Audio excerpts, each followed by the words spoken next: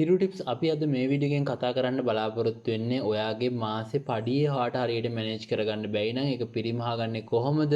ඒක කල්පනාකරණය කරගන්න පුළුවන් ක්‍රම කිහිපයක් තමයි මේ වීඩියෝ එකේදී කතා කරන්න බලාපොරොත්තු වෙන්නේ.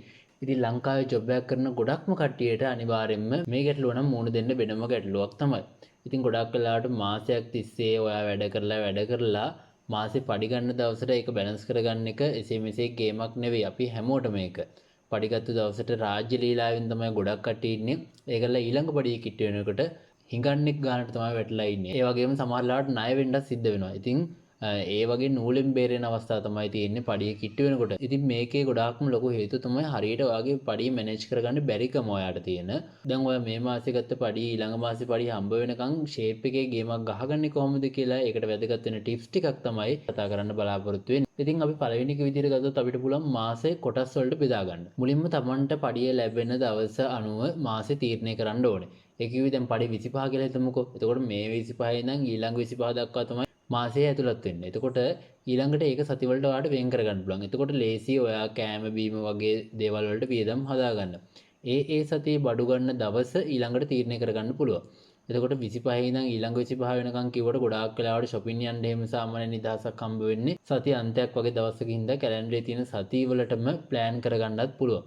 ඒ කියන්නේ මාසේ 25 අයත් වෙන සතියේ මුල සිට ඊළඟ 25 අයත් සතිය අග දක්වා වගේ ඔක plan කරගන්න පුළුවන්.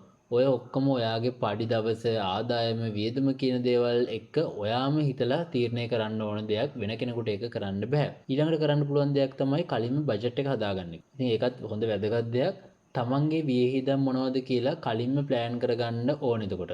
එතකොට පහසු විදියට පොතක් හරි පෑනක් හරි Excel sheet එකක හරි මේක හදාගන්න පුළුවන් ඔයාට. ආදායම සහ එස්ටිමේට් වියදම ඔයාට ලියාගන්න පුළුවන්. මේකට කලින් ප්ලෑන් කරන්න පුළුවන් හැම වියදමක්ම ඇතුළත් කරන්න ඕනේ. ලයිට් බිල්, වතුර බිල්, ඒ වගේ මාසික බිල් මොනවා හරි තියෙනවා නම් ගෑස් වලට මාස දෙක තුනකට වරක් එන වියදම්, ඒ අතරේ එන හිතවත් අයගේ උපන්දින මගුල් ගෙවල් කලින් කියපු ඒවා වගේ දේවල් ඔක්කොටමත් මේක ඇතුළත් කරගන්න පුළුවන්. පුළුවන් තරම් ඉස්සරහට ප්ලෑන් එක හදාගන්න එක ගොඩක් වටිනවා.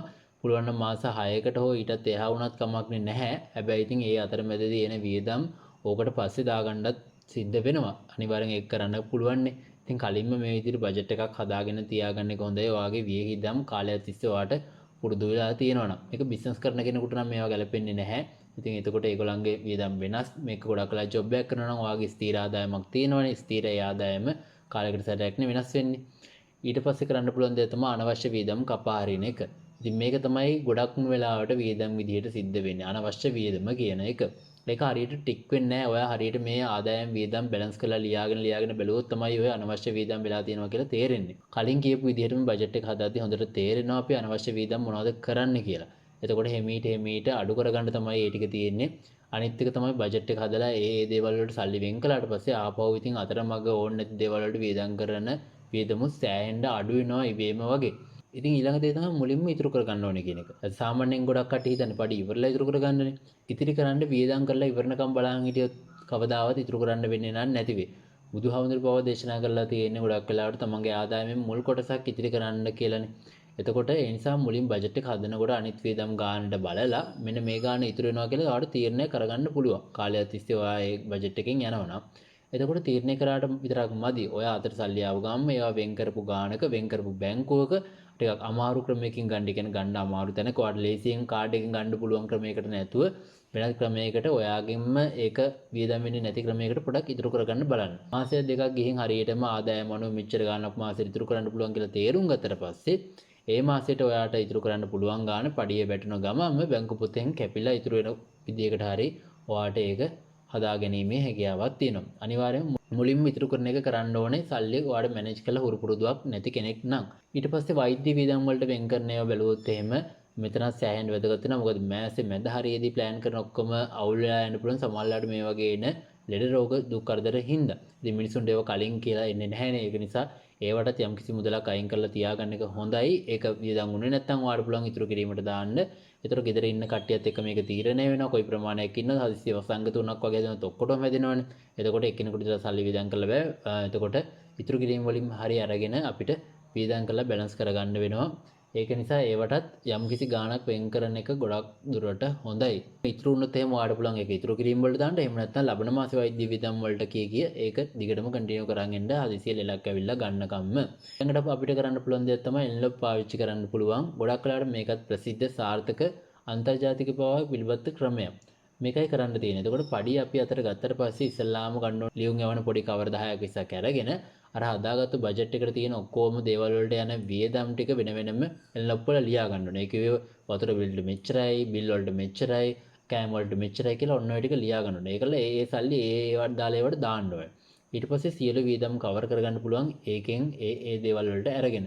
ඉතුරු කරන මුදලත් බැංකුවට දානකන් ලියුම් කවර් එක දාලා සීල් කරගන්න පුළුවන්. එතකොට ඒක අනවශ්‍ය දේවල් වලට වියදම් වෙන්නේ නැහැනේ.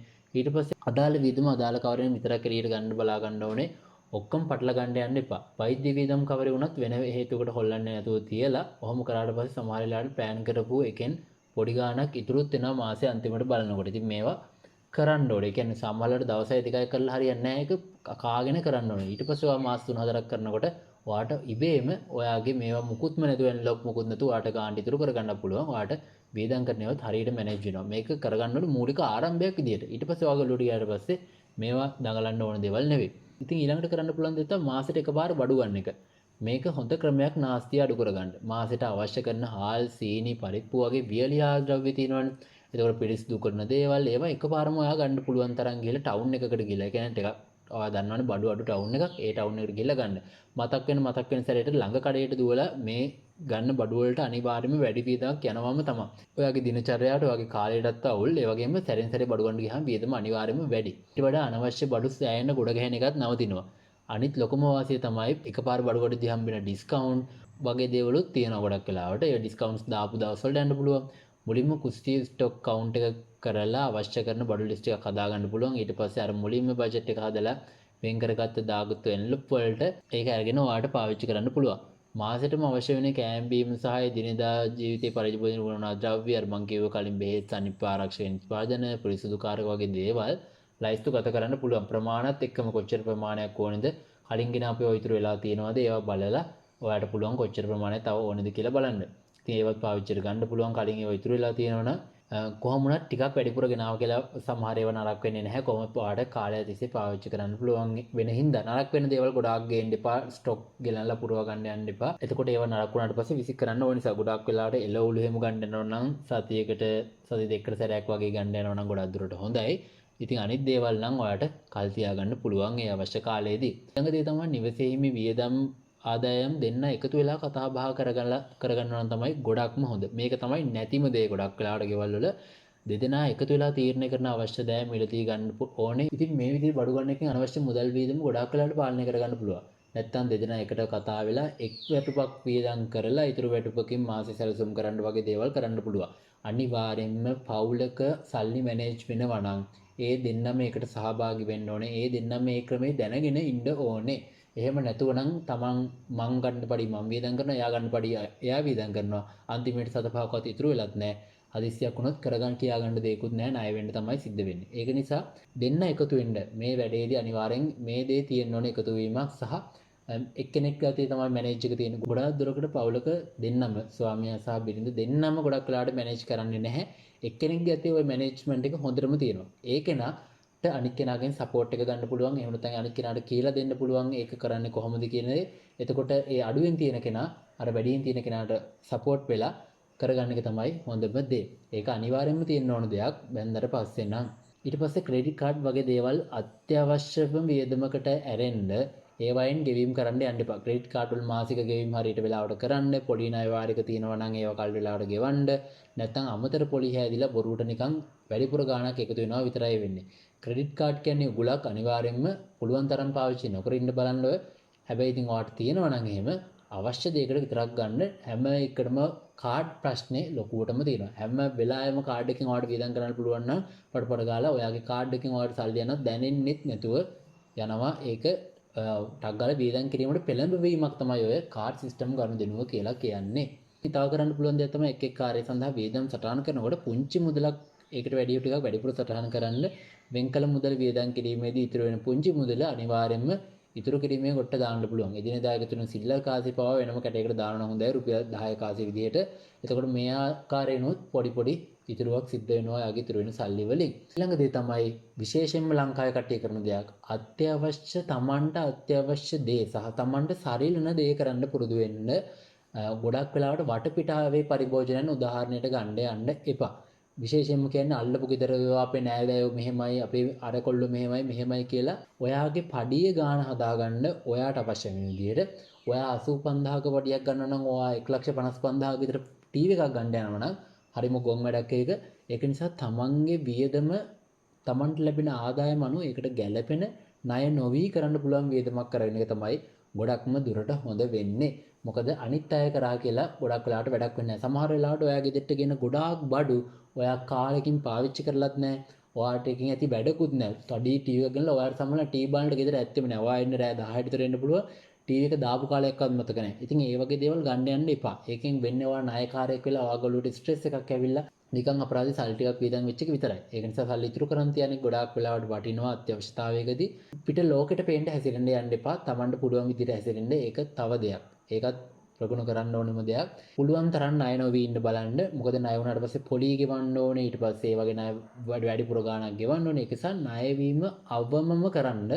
ඒක නොකරම ඉන්න පුළුවන් තරම තමන්ගේ ගාණෙම බැලන්ස් කරන එක හොඳයි. ඔයාලට ෆෝන් එකක් ගන්න ඕන නම් ගෙවන්න ගන්නේ නැතුව ඒක ඔය සල්ලි කීපයක් එකතු කරලා ඊට පස්සේ ගන්න. එන්න එක තමයි හොඳම විදිය. ඉතින් ඒ වගේ දේවල් ප්ලෑන් කරන්න ණය වෙන එක පුළුවන් උපරිමයෙන්ම අවම කරන්න. ණය ගෙවුනට පස්සේ පඩියෙන් කැපිලා එන ගාණෙන් ඔයාලට මැනේජ් කරගන්න බැරි මට්ටමකට එනවා. ඒක නිසා ඒ දේ කරන්නත් එපා. ඉතින් මේවා තමයි ගොඩක් කට්ටිය බහුතරයක්ම කරන වැරදි කීපය. ඊට අමතරව ඔයාට පුළුවන් ඉතින් ඔයාට ගොඩාක් වෙඩින් වලට දාන ගෙවල් වලට ඒවට වියදම් කරන්න නැත්නම් ඔයාට පුළුවන් ඒ වගේ මග ඇරලා ඉන්න. ඒක කිසි ප්‍රශ්නයක් නැහැ. මොකද ලෝකයා මොනවා හිතුවත් ඔයාට නැත්නම් ඔයාට තමයි නැත්තේ. මොකද ඔයාට අවශ්‍ය වෙනකොට උදව් කරන්න වෙන කවුරුත් නැහැ. ඔයාම තමයි ඒකට උත්තරයක් හොයාගන්න ඕනේ. ඒක නිසා ඔයාට මොන හරි බොරුවක් කියලා හරි ඒවා මග අරින්න ඕන නම් ඔයාට වියදම් කරන්න නැත්නම් ඒ වෙලාවේ මග ඇරලා දාන්න කිසි ප්‍රශ්නයක් නැහැ. ඔයා ඔයාගෙන ඉස්සෙල්ලම් බලලා ඉන්න. ඊට පස්සේ ඔයාට පුළුවන් ලෝකය ගැන බලන්න. ඉතින් මෙන්න මේ දේවල් ටික තමයි ලංකාවේ අතිබහුතරයක් කරන වැරදි දේවල් ටික සහ මේවා තමයි ඔයාට කරන්න පුළුවන් හොඳම දේවල්. ඔයාගේ පඩිය මැනේජ් කරගන්න අමාරුයි නම් ස්ටෙප්ස් දිහට මේ දේවල් කරලා බලන්න. ඉතින් මේ දේවල් ටික තමයි මේ වීඩියෝ එකෙන් කතා කරන්න බලාපොරොත්තු වෙන්නේ. ඉතින් එදිනෙදා ජීවිතේ වැදගත් වෙන තවත් වැදගත් දේවල්, ඊට අමතරව දැනුම, අලුත් දේවල්, ජීවිතයට ඕන දේවල් කතා කරනවා මේ channel එකේ වීඩියෝස් වලින්. ඉතින් මේ වගේ වීඩියෝස් බලන්න කැමති නම් අපේ channel එක subscribe කරන්න කියලා මතක් කරනවා. එහෙනම් අදට ගිහින් එන්නම් හැමෝටම සුබ දවසක්.